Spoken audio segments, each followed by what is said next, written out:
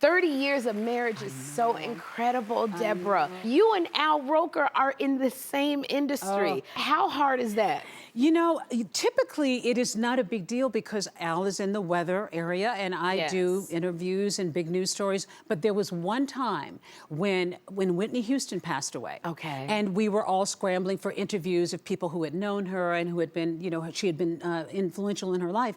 And Aretha Franklin had agreed to do an interview with me. And I thought, oh my gosh, this is great. This is such a big moment for me.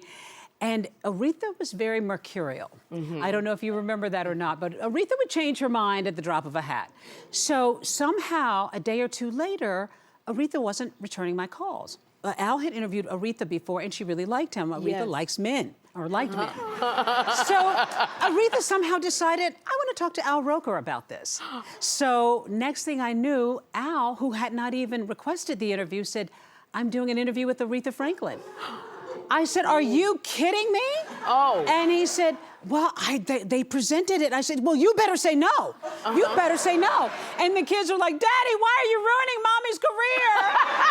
Why are you doing that? And Al said, why are you letting the kids hear us argue about this? But to his credit, when Al met with Aretha, because I was so upset, he said, can we split this? How about you sit with me for 10 minutes and Deborah can come, you can do that with her for 10 minutes. I didn't know he did that. I was furious with him, but he actually tried. I went on to interview BB Winans, had a great interview. It was a great story. We did well, but that was a real test of the marriage.